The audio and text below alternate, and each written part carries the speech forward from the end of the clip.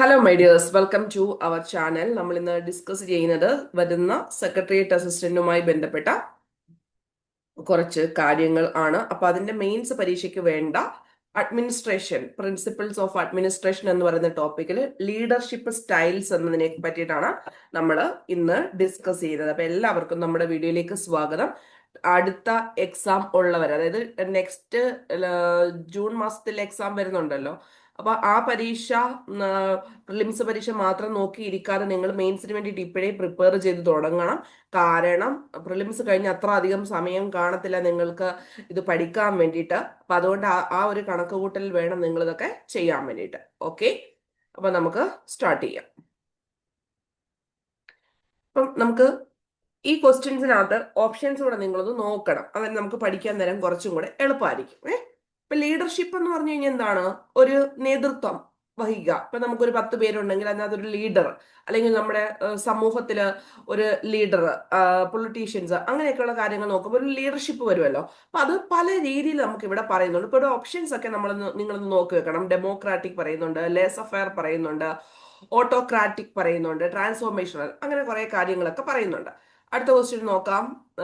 അപ്പൊ ഓരോന്നിന്റെയും ഫീച്ചേഴ്സ് എന്താണ് എന്നുള്ള കാര്യമാണ് നമുക്കിവിടെ തന്നിരിക്കുന്നത്. അപ്പൊ നമുക്ക് ഇതിന്റെ കാര്യങ്ങൾ വ്യക്തമായിട്ട് അറിയണം. അപ്പൊ അത്യാവശ്യം എന്ത് വേണം? ഇത് ഏതൊക്കെ തരത്തിലുള്ള ലീഡേഴ്സ് ഉണ്ട്, അവരുടെ ക്വാളിറ്റീസ് എന്താണ്, എന്തുകൊണ്ടാണ് അത് അങ്ങനെ പറയുന്നത് എന്നിട്ടുള്ള കാര്യം ബേസിക്കലി നമുക്ക് പഠിച്ചു വെച്ചിട്ട് ഈ ഒരു ക്വസ്റ്റ്യൻസിലേക്ക് ലീഡ് ചെയ്ത് നോക്കാം. അപ്പൊ ലീഡർഷിപ്പ് എന്ന് പറഞ്ഞു കഴിഞ്ഞാൽ എന്താണെന്ന് ചോദിച്ചു കഴിഞ്ഞാൽ, ഒരു ലീഡർ എങ്ങനെയാണ് മറ്റുള്ളവരെ ഇൻഫ്ലുവൻസ് ചെയ്യുന്നത്, മോട്ടിവേറ്റ് ചെയ്യുന്നത്, മറ്റുള്ളവരെ ഗൈഡ് ചെയ്യുന്നത്. ഇപ്പൊ ഇൻഫ്ലുവൻസ് ചെയ്യുന്നതും മോട്ടിവേറ്റ് ചെയ്യുന്നതും ആ ഗൈഡ് ചെയ്യുന്നതും ആ ഒരു സ്റ്റൈലാണ് ലീഡർഷിപ്പ് സ്റ്റൈൽ കൊണ്ട് അർത്ഥമാക്കുന്നത്. ലീഡർഷിപ്പ് സ്റ്റൈല് അഡ്മിനിസ്ട്രേഷന് അത് പറയുന്ന സമയത്ത് എന്താണെന്ന് ചോദിച്ചു കഴിഞ്ഞാൽ, അത് ഓർഗനൈസേഷണൽ കൾച്ചർ പറയുന്നുണ്ട്, എംപ്ലോയിയുടെ പെർഫോമൻസ് വരുന്നുണ്ട്, ഡിസിഷൻ മേക്കിംഗ് വരുന്നുണ്ട്. അപ്പൊ ഇത് ഏതൊക്കെ കാര്യങ്ങളിൽ അഫക്ട് ചെയ്യുന്നുണ്ട് ലീഡർഷിപ്പ്? അപ്പൊ നല്ലൊരു ലീഡർഷിപ്പ് ആണെങ്കിൽ നമുക്ക് നല്ല ഒരു കൾച്ചർ ഉണ്ടാക്കിയെടുക്കാൻ പറ്റും, അല്ലെ? അതുപോലെ തന്നെ എംപ്ലോയീസിന്റെ പെർഫോമൻസ് കൂട്ടാനും കുറയ്ക്കാനും നല്ല ഒരു ലീഡർഷിപ്പിലെയും ചീത്ത ലീഡർഷിപ്പിലൂടെയും പറ്റും. അതുപോലെ തന്നെ എന്ത് ചെയ്യും? നല്ല ഡിസിഷൻ മേക്കിംഗ് എടുക്കാനും നല്ല ഒരു ലീഡർഷിപ്പ് ഉണ്ടെങ്കിൽ സാധിക്കും. അപ്പൊ 3 കാര്യങ്ങൾ നമ്മൾ ഇവിടെ ഓർത്തു വെച്ചേക്കണം. ഏതൊക്കെയാണ്?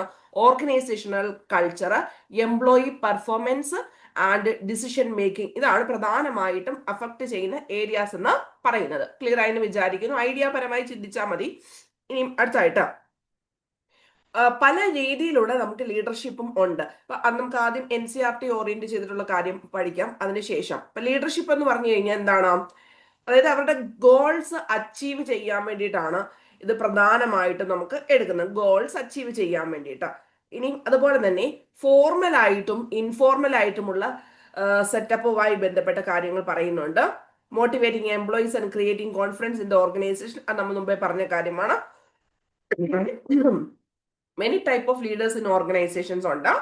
Physically, mentally and emotionally strong ആയിട്ടുള്ളതിനെ എന്താണ് ഗുഡ് ലീഡർക്ക് ആവശ്യമായിട്ടുള്ള എന്താണ്? ഫിസിക്കലായിട്ടും മെന്റലി ഇമോഷണലി സ്ട്രോങ് ആയിട്ടുള്ള കാര്യങ്ങളാണ് ഒരു ഗുഡ് ലീഡറെ സംബന്ധിച്ച് അത്യാവശ്യം വേണ്ട കാര്യങ്ങൾ എന്ന് പറഞ്ഞിരിക്കുന്നത്. മെച്ചുർ ആയിരിക്കണം, റെസ്പോൺസിബിൾ ആയിരിക്കണം, അണ്ടർസ്റ്റാൻഡിങ് ആയിരിക്കണം. അതൊക്കെ നിങ്ങൾക്ക് അറിയാവുന്ന വർക്ക് പ്ലേസുമായി ബന്ധപ്പെട്ടിട്ടാണ്. ഇനി പ്രധാനമായിട്ടും NCERT പറയുന്ന ലീഡർഷിപ്പ് എന്ന് പറഞ്ഞിരിക്കുന്നത് 3 തരത്തിലുള്ള ലീഡർഷിപ്പ് സ്റ്റൈൽസ് ആണ്. അപ്പൊ നിങ്ങൾക്ക് ഒത്തിരി ഒന്നും പഠിക്കാൻ വയ്യെങ്കിലും ഈ ബേസിക് ആയിട്ടുള്ള 3 കാര്യങ്ങൾ കൃത്യമായിട്ട് പഠിച്ചു വെച്ചിരിക്കണം. ഏതാണെന്ന് ചോദിച്ചു കഴിഞ്ഞാൽ, autocratic, democratic and free rein. എന്തൊക്കെയാണ്? Autocratic, democratic and free rein. വളരെ സിമ്പിൾ ആണ് ഈ സംഭവങ്ങൾ. ഓട്ടോക്രാറ്റിക് ഉണ്ട്, ഡെമോക്രാറ്റിക് ഉണ്ട്, ഫ്രീ റെയിൻ ഉണ്ട്. എന്തൊക്കെയാണ്? Autocratic, democratic and free rain leadership styles ആണ് പറഞ്ഞിരിക്കുന്നത്. നമുക്ക് അടുത്തതിലേക്ക് പോകാം. ലീഡർഷിപ്പ് സ്റ്റൈൽ എന്ന് പറഞ്ഞിരിക്കുന്നത് നമ്മൾ മുമ്പേ പറഞ്ഞതുപോലെ തന്നെ, leader supervises and directs his team members. It can also be referred as a behaviour pattern exhibited by the leader for influencing his followers. അതായത് നമ്മളുടെ ഫോളോവേഴ്സിനെ ഇൻഫ്ലുവൻസ് ചെയ്യാൻ പറ്റിയ ഒരു സ്വഭാവ സവിശേഷതയാണ് പ്രധാനമായിട്ടും ലീഡർഷിപ്പ് സ്റ്റൈൽ കൊണ്ട് ഉദ്ദേശിക്കുന്നത്. അപ്പൊ അങ്ങനെ നമുക്ക് 3 രീതിയിലാണ് കാറ്റഗറി ചെയ്തിരിക്കുന്നത്. ഓട്ടോക്രാറ്റിക്, ഫ്രീ റെയിൻ, അതുപോലെ തന്നെ ഡെമോക്രാറ്റിക് എന്നിട്ടുള്ള രീതിയിൽ പറയുന്നുണ്ട്. അപ്പൊ ആദ്യമേ നമ്മൾ ഓട്ടോക്രാറ്റിക് എന്ന് പറയുന്ന ലീഡർഷിപ്പ് എങ്ങനെയുള്ളതാണെന്നാണ് നോക്കുന്നത്. അപ്പൊ അതായത് ഇവിടെ എന്താണ്, autocratic leader also known as authoritarian leader exercises complete control over subordinate. അതായത് സ്വേച്ഛാധിപത്യം എന്നൊക്കെ നമ്മൾ പറയത്തില്ലേ, he keeps power and authority with himself. അപ്പൊ അതായത് ഓട്ടോക്രാറ്റിക് ആയിട്ടുള്ള ലീഡർ എപ്പോഴും പവേഴ്സ് എപ്പോഴും അദ്ദേഹത്തിൽ തന്നെ, പവറും അതോറിറ്റിയും അദ്ദേഹത്തിൽ തന്നെ എന്താണ് കൺട്രോൾ ചെയ്യാൻ വേണ്ടി നോക്കും. ബാക്കി ആർക്കും വലിയ രീതിയിൽ ഒരു റോൾസ് ഒന്നും കൊടുക്കത്തില്ല. He takes all the decisions without consulting the subordinates. അപ്പം ബാക്കിയുള്ളവരുമായിട്ട് കൂടി ആലോചിക്കാതെയാണ് അങ്ങേര് എല്ലാ കാര്യങ്ങളും എടുക്കുന്നത്. അതാണ് ഓട്ടോക്രാറ്റിക് ലീഡർഷിപ്പിനകത്ത് വരുന്നത്. It is A generally A negative form of leadership as there is a lot of dominance from the leader. He gets the work done through corrosion and command. അതായത് എല്ലാ കാര്യങ്ങളും ഒരു നെഗറ്റീവ് ഇൻഫ്ലുവൻസ് ചെലുത്തുന്ന ഒരു leadership ഏതെന്ന് ചോദിച്ചു കഴിഞ്ഞാൽ നമ്മൾ എന്ത് പറയാം, ഓട്ടോക്രാറ്റിക് ലീഡർഷിപ്പ് എന്ന് പറയാം. അതുപോലെ തന്നെ ആജ്ഞാപരമായിട്ടായിരിക്കും എല്ലാ കാര്യങ്ങളും അദ്ദേഹം ചെയ്യുന്നത്. He loves power and never delegates authority. ഇപ്പൊ എപ്പോഴും അദ്ദേഹത്തിന് പവർ ആയിരിക്കും കൂടുതലായിട്ടോ ഇഷ്ടം വരുന്നത്. The leader gives order and expects the subordinates to follow them without any question and grudges. ഒരു കാര്യങ്ങളും ബാക്കിയുള്ളവർ ക്വസ്റ്റ്യൻ ചെയ്യാനോ അങ്ങനെയുള്ള കാര്യങ്ങളൊന്നും, അതായത് കൂടെ ഉള്ളവർക്ക് യാതൊരുവിധ വിലയും കൊടുക്കത്തില്ല ഓട്ടോക്രാറ്റിക് ലീഡർഷിപ്പ് എന്ന് പറഞ്ഞിരിക്കുന്നത്. He uses rewards for good performance, but alternately he threatens the subordinates of penalties and punishment. അതായത് എല്ലാ കാര്യങ്ങളുടെയും ക്രെഡിറ്റ് എടുക്കും. ഇനി എല്ലാ കാര്യങ്ങളിലും എന്തായിട്ട് പ്രശ്നങ്ങളൊക്കെ ഉണ്ടാവുകയാണെങ്കിൽ മറ്റുള്ളവർക്ക് പെനാൽറ്റിയും പണിഷ്മെന്റും ഒക്കെ കൊടുക്കുകയും ചെയ്യും സബോർഡിനേറ്റ്സ്. അതാണ് ഓട്ടോക്രാറ്റിക് ലീഡർഷിപ്പിന്റെ മെയിൻ പ്രത്യേകത എന്ന് പറഞ്ഞിരിക്കുന്നത്. This kind of leadership is suitable in situations which require urgent action.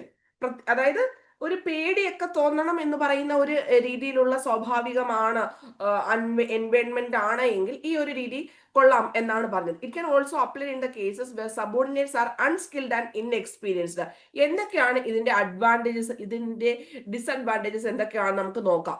Advantages എന്ന് പറഞ്ഞിരിക്കുന്നത് ക്വിക്ക് ഡിസിഷൻ, അതായത് പ്രത്യേകിച്ച് ബാക്കി ആരോടും ചോദ്യങ്ങളൊന്നും തീരുമാനിക്കാൻ ഇല്ലാത്തതുകൊണ്ട് ടൈം വളരെ ലാഭമായിരിക്കും. അപ്പൊ പവർ ഇങ്ങർക്ക് മാത്രമായിരിക്കും, ലീഡർക്ക് മാത്രമായിരിക്കും പവർ വരുന്നത്. അപ്പം പ്രത്യേകിച്ച് പെട്ടെന്ന് തന്നെ ഡിസിഷൻ മേക്കിംഗ് ചെയ്യാൻ പറ്റും. Organisation have less skilled people at lower levels. അതായത് പ്രത്യേകിച്ച് സ്കില്ലൊന്നും ഉള്ള ആൾക്കാർ വേണമെന്നില്ല സബോർഡിനേറ്റ് ആയിട്ടുള്ള കാര്യങ്ങൾ. പ്രത്യേകിച്ച് അവർക്ക് പ്രത്യേകിച്ച് റോൾസ് ഒന്നും ഇല്ല. The style may prove constructive when higher speed is needed in certain process.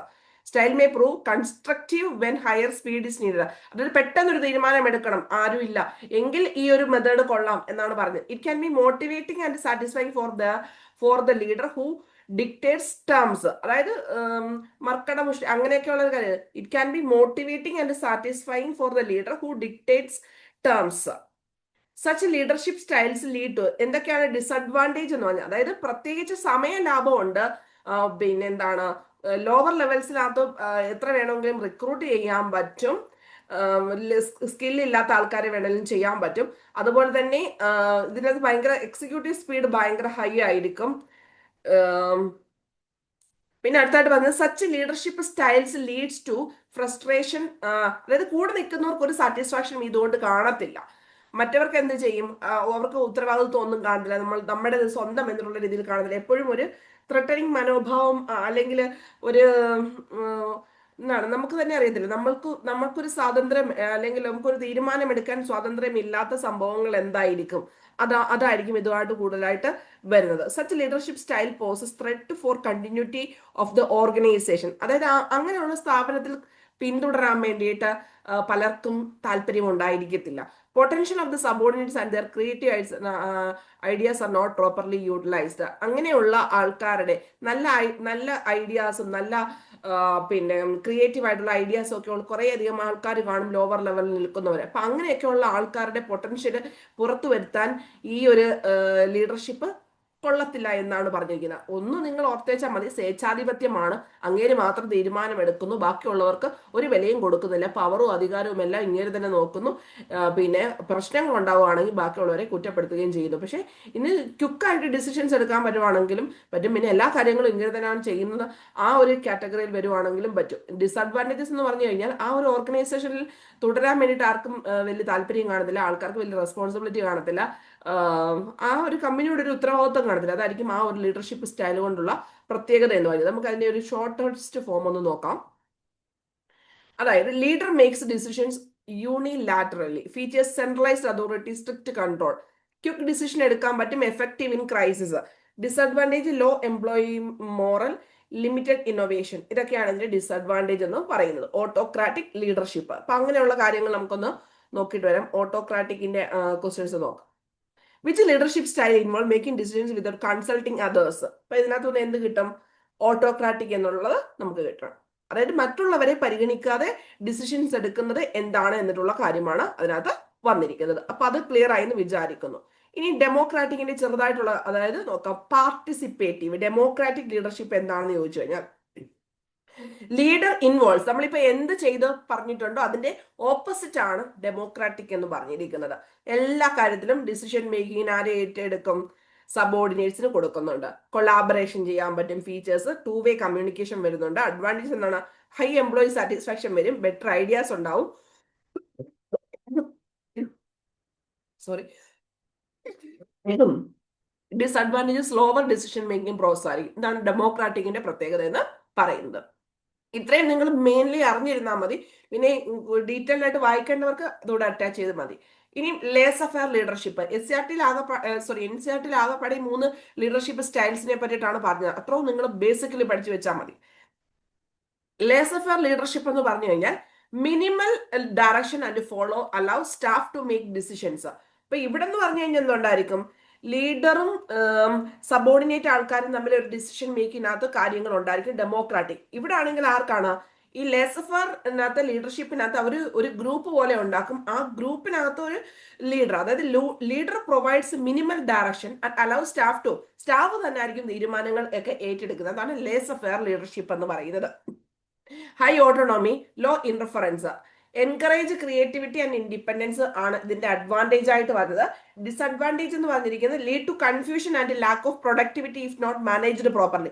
കൃത്യമായിട്ട് നമുക്കിപ്പം അറിയാം, നമുക്കിപ്പോൾ വീട്ടിലായാലും ഒരാളെ പേടിക്കാനുണ്ടെങ്കിൽ ആണല്ലോ നമ്മൾ കൃത്യമായിട്ടുള്ള കാര്യങ്ങളൊക്കെ കറക്റ്റായിട്ട് എല്ലാ കാര്യങ്ങളും അറേഞ്ച് ചെയ്ത് പൊസിഷൻസ് ചെയ്യുന്നതും എല്ലാ കാര്യങ്ങളും. ഇപ്പം പണ്ടൊക്കെ നമ്മൾ 10ാം ക്ലാസ്സിലൊക്കെ പഠിക്കുന്ന സമയത്ത് നമ്മൾ നല്ലൊരു ഔട്ട്പുട്ട് പ്രൊഡ്യൂസ് ചെയ്യുന്ന എപ്പോഴും പഠിക്കുക എന്ന് പറയാൻ അവിടെ ഒരാളുള്ളത് കൊണ്ടാണ് നമ്മൾ ആ കാര്യങ്ങൾ ചെയ്യുന്നത്. പക്ഷേ നമ്മളെ ആരും ലീഡ് ചെയ്യാനില്ല എങ്കിൽ നമുക്ക് തോന്നുന്നത് പോലെ എപ്പോഴേലും ആട്ടെ എന്ന് വിചാരിച്ച് നമ്മൾ അറിഞ്ഞ് ആ ഒരു ടൈമിൽ ആ ഗോൾ സെറ്റ് ചെയ്യാൻ അല്ലെങ്കിൽ അച്ചീവ് ചെയ്യാൻ സാധിക്കത്തില്ല. കുറച്ച് ലാക്ക് വരും. പിന്നെയുമല്ല, ഇവരല്ലേ, പ്രത്യേകിച്ച് ആരും അങ്ങനെ പറയാൻ ഇല്ലാത്തത് കൊണ്ട് അവരവർക്ക് ഇഷ്ടമുള്ളതുപോലെ കയറിപ്പോകും. അതാണ് ലേസ് അഫെയർ ലീഡർഷിപ്പ് എന്ന് പറഞ്ഞത്. അപ്പൊ നമ്മളിപ്പോ 3 ലീഡർഷിപ്പാണ് പഠിച്ചിരിക്കുന്നത്. Autocratic leadership, സ്വേച്ഛാധിപത്യം. രണ്ടാമത്തെ എന്താണ്? ഡെമോക്രാറ്റിക്, ലീഡർ ഉണ്ട്, സബോർഡിനേറ്റ് നല്ല പവർ കൊടുക്കുന്നുണ്ട്. ലേസ് അഫെയർ എന്ന് പറഞ്ഞു കഴിഞ്ഞാൽ പിന്നെ മിനിമം ഡയറക്ഷൻ ആയിരിക്കും, സ്റ്റാഫ് ടു മേക്ക് ഡിസിഷൻസ്. അതാണ് ഈ ലേസ് അഫെയർ ലീഡർഷിപ്പ് കൊണ്ട് ഉദ്ദേശിക്കുന്നത്. ഓക്കെ, അപ്പൊ ഇവിടെ നമുക്ക് അതോടെ ഞാനൊന്ന് പറഞ്ഞേക്കാം. ഏതാ? പാർട്ടിസിപ്പേറ്റീവ് ലീഡർഷിപ്പിനെയാണ് നമ്മൾ ഡെമോക്രാറ്റിക് ലീഡർഷിപ്പ് എന്ന് പറയുന്നത്. ഇപ്പൊ നമ്മൾ രണ്ടാമത് പഠിച്ചില്ലേ ഡെമോക്രാറ്റിക് ലീഡർഷിപ്പ്, മനസ്സിലാവുന്നുണ്ടോ? ഡെമോക്രാറ്റിക് ലീഡർഷിപ്പ് എന്ന് പറഞ്ഞിരിക്കുന്നത് അവിടെ സബോർഡിനേറ്റ്സിന് വാല്യൂ കൊടുക്കും, ലീഡർ ഉണ്ട്. ഇപ്പൊ participative leadership also known as democratic leadership style involves the leader and one or more employees in the decision making process. The decisions are made after consulting the group. ഇപ്പൊ decision എടുക്കുന്നത് ആ ഗ്രൂപ്പിലുള്ള എല്ലാവരോടും ചർച്ച ചെയ്തതിനു ശേഷം മാത്രമേ പാർട്ടിസിപ്പേറ്റീവ് ലീഡർഷിപ്പിനകത്ത് ഡിസിഷൻ എടുക്കത്തുള്ളൂ. ഫൈനൽ ഡിസിഷൻ എടുക്കുന്നത് ലീഡർ ആണ് എങ്കിൽ പോലും പിന്നെ എല്ലാവരോടും കാര്യങ്ങൾ ഇത് ചെയ്തതിനു ശേഷം മാത്രമേ അന്തിമ തീരുമാനം എടുക്കത്തുള്ളൂ. Employees respect this kind of leadership. ഇപ്പൊ എല്ലാവർക്കും താല്പര്യമുള്ള ലീഡർഷിപ്പ് ഏതെന്ന് ചോദിച്ചു കഴിഞ്ഞാൽ പാർട്ടിസിപ്പേറ്റീവ് ലീഡർഷിപ്പ് ആണ്. Use of this leadership is beneficial for both leader and subordinates as it allows employees to become a part of the team and enable the leader to make a better decision. അതായത് ലീഡറാണ് അവസാനത്തെ തീരുമാനം എടുക്കുന്നത്. അപ്പൊ ഓരോ വ്യക്തിക്കും അവിടെ അവരവരുടേതായിട്ടുള്ള ഇമ്പോർട്ടൻസും അഭിപ്രായങ്ങൾ തുറന്നു പറയാനും സജഷൻസ് പറയാനും അവരുടെ ഐഡിയാസ് പറയാനുമുള്ള സ്വാതന്ത്ര്യമുണ്ട്. അതാണ് പാർട്ടിസിപ്പേറ്റീവ് ലീഡർഷിപ്പ് കൊണ്ടുള്ള പ്രത്യേകത. ഇപ്പൊ ജനങ്ങൾ ആഗ്രഹിക്കുന്നത് ഏത് തരത്തിലുള്ള ലീഡർഷിപ്പാണ്? പാർട്ടിസിപ്പേറ്റീവ് ലീഡർഷിപ്പാണ്. ഇനി ഇതിന്റെ കുറച്ച് കാര്യങ്ങൾ നമുക്ക് നോക്കാം. അഡ്വാൻറ്റേജസ് എന്താണെന്ന് ചോദിച്ചു കഴിഞ്ഞാൽ, such leadership inspires confidence and loyalty among the team members. Okay ആണല്ലോ. Participation in the decision making process, satisfaction to the workers and increases productivity at work place. എന്താണ് പറഞ്ഞത്? ഡിസിഷൻ മേക്കിംഗ് പ്രോസസ് സാറ്റിസ്ഫാക്ഷൻ ആണ് to the workers and increases productivity. Increase ചെയ്യുന്നുണ്ടെന്ന് ചോദിച്ചു കഴിഞ്ഞാൽ yes ആണ്. Then this kind of leadership induce confidence in ചെയ്യുന്നുണ്ട്, cooperation സഹകരണ മനോഭാവം, loyalty among the employees, morale of the employee also become high. അതായത് മുമ്പേ നമ്മൾ ഓട്ടോക്രാറ്റിക് പറഞ്ഞതിന്റെ എല്ലാം ഓപ്പോസിറ്റ് കാര്യങ്ങളാണ് എവിടെ വരുന്നത്, ഡെമോക്രാറ്റിക് അതിനകത്ത് വരുന്നത്. ഇനി ഡിസഡ്വാൻറ്റേജസ് എന്ന് പറഞ്ഞാൽ മറ്റേത് ഭയങ്കര സ്പീഡിൽ ചെയ്യും, എല്ലാവരോടും ചോദിക്കേണ്ട കാര്യമില്ല. ഇപ്പൊ ഇവിടെ എന്ത് ചെയ്യും, എല്ലാ കാര്യങ്ങളും ഡിലേ ആകും, അതാണ് ഡിസഡ്വാൻറ്റേജസ്. പിന്നെ എന്ത് ചെയ്യും, ചില ആൾക്കാർ എന്ത് ചെയ്യും, ചില എംപ്ലോയീസ് ഒന്നും ചില സജഷൻസ് കൊടുക്കാൻ തയ്യാറാവത്തില്ല, അത് ഇതിന്റെ ഒരു ഡിസഡ്വാൻറ്റേജ് ആണ്. ചില ആൾക്കാർ പറയത്തില്ലേ, oh sorry, consulting employees for every decision may counter decisive ability of the leader. അതായത് എല്ലാ കഴിവുകളും ലീഡർക്ക് ഉണ്ടെങ്കിൽ പോലും ഇങ്ങനെ എല്ലാ കാര്യങ്ങളും എല്ലാവരോടും ചോദിച്ച് ചോദിച്ച് മാത്രമേ ചെയ്യത്തുള്ളൂ എന്ന ഒരു ടോക്ക് ഉണ്ടായിരിക്കല്ലോ, നിങ്ങൾക്ക് പ്രത്യേകിച്ച് കഴിവൊന്നും ഇല്ല, ആ ഒരു ടോക്കിലേക്ക് മേ ബി ഇത് ലീഡ് ചെയ്യാം എന്നാണ് പറയുന്നത്.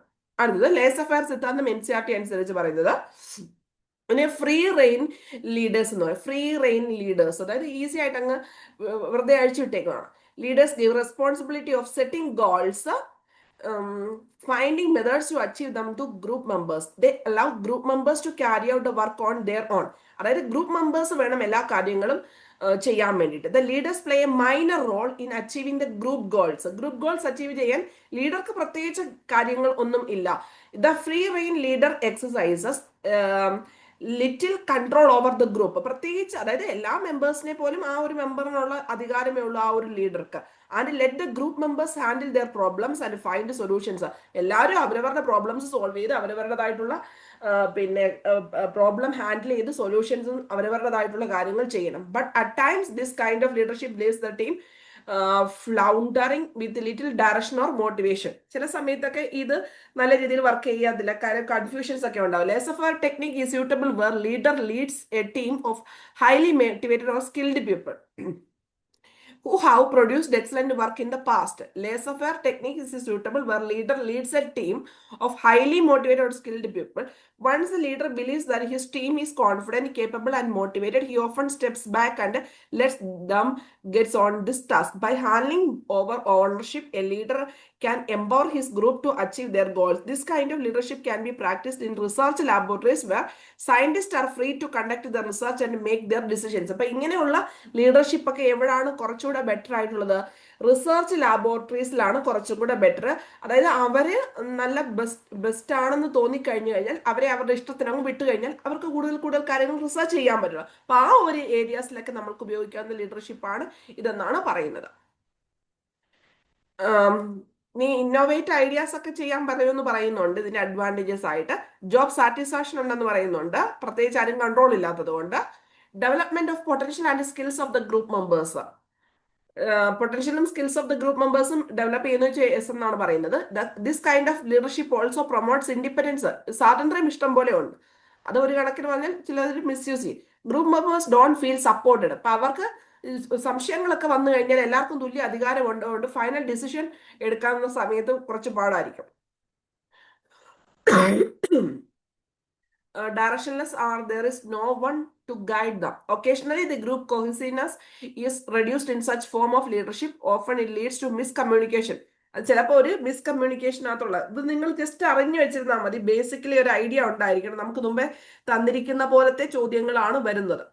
അപ്പൊ ആ ഒരു ക്വസ്റ്റ്യൻസിനകത്തൂടെ നമുക്കൊന്ന് പഠിച്ചു വെച്ചേക്കണം. അത് രണ്ടുകൂടെ നോക്കാമേ.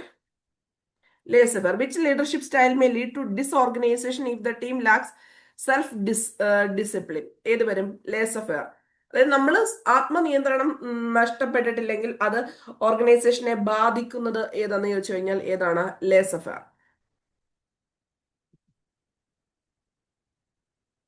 Which leadership style is best suited during emergencies? പെട്ടെന്ന് അടിയന്തരമായിട്ടൊരു തീരുമാനമൊക്കെ എടുക്കുന്ന സമയത്ത് ഏത് വേണം? ഓട്ടോക്രാറ്റിക് ആണ്. ഓട്ടോക്രാറ്റിക് ലീഡർഷിപ്പിനകത്ത് ക്വിക്ക് ഡിസിഷൻ മേക്കിംഗ് ഉണ്ട്. എൻകറേജസ് ടീം ഇൻപുട്ട് ഉണ്ടോ? ഇല്ല. ഹൈ കൺട്രോൾ ആയിരിക്കും ഓട്ടോക്രാറ്റിക് ലീഡർഷിപ്പ്. Centralised authority. അത് മനസ്സിലാവുന്നുണ്ടല്ലോ ക്വസ്റ്റ്യൻ വന്നത് എങ്ങനെയാണ്? എൻകറേജസ് ടീം ഇൻപുട്ട് അവിടെ വരുന്നില്ല. Which leadership style emphasises team work and employee involvement? അതായത് ടീം വർക്കിനെ എംബസൈസ് ചെയ്യുന്നുണ്ട്, എംപ്ലോയിയുടെ ഇൻവോൾവ്മെന്റിനെയും ചെയ്യുന്നു. ഏതാണ്? ഡെമോക്രാറ്റിക് ആണ്. Democratic. In which leadership style are employees given full autonomy to make decisions? Employees given full autonomy ആർക്കാണ്? അത് ലേസ് അഫയർ ഇതിനകത്താണ്.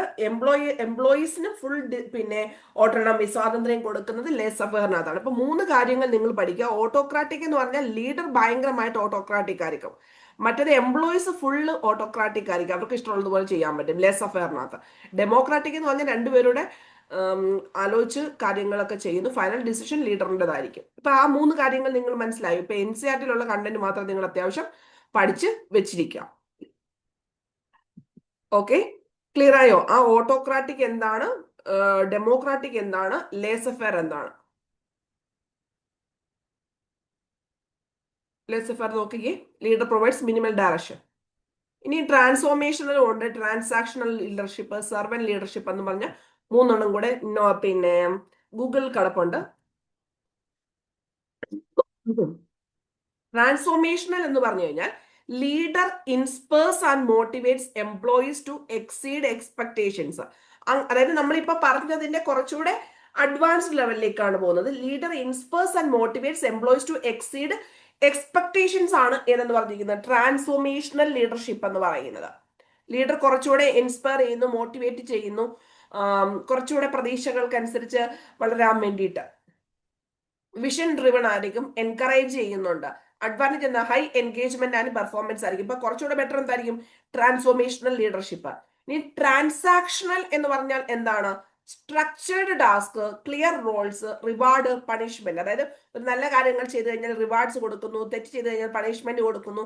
അങ്ങനെയൊക്കെയാണെങ്കിൽ എന്താണ്? ട്രാൻസാക്ഷണൽ. ഒരു സ്ട്രക്ചേർഡ് ആയിട്ട് ഇന്ന കാര്യങ്ങൾ ഇന്ന ആൾക്കാർ ചെയ്യണം, ഓരോ വ്യക്തിക്കും ഓരോ റോൾസ് ഉണ്ട് എന്ന കാര്യങ്ങളൊക്കെ പറഞ്ഞിരിക്കുന്നത്. പെർഫോമൻസ് ബേസ്ഡ് ഒക്കെ ആണെങ്കിൽ, റൂൾസ് ഒക്കെ ഉണ്ടെങ്കിൽ അത് ട്രാൻസാക്ഷണൽ ആണ്. റൂൾസ് ആൻഡ് റെഗുലേഷൻസും പെർഫോമൻസ് ബേസ്ഡും സ്ട്രക്ചേർഡ് ടാസ്കും ഒക്കെ ആണെങ്കിൽ ട്രാൻസാക്ഷണൽ ലീഡർഷിപ്പ് എന്ന് പഠിച്ചു നോക്കുക. സെർവന്റ് ലീഡർഷിപ്പ് എന്ന് പറഞ്ഞു കഴിഞ്ഞാൽ എന്താണ്?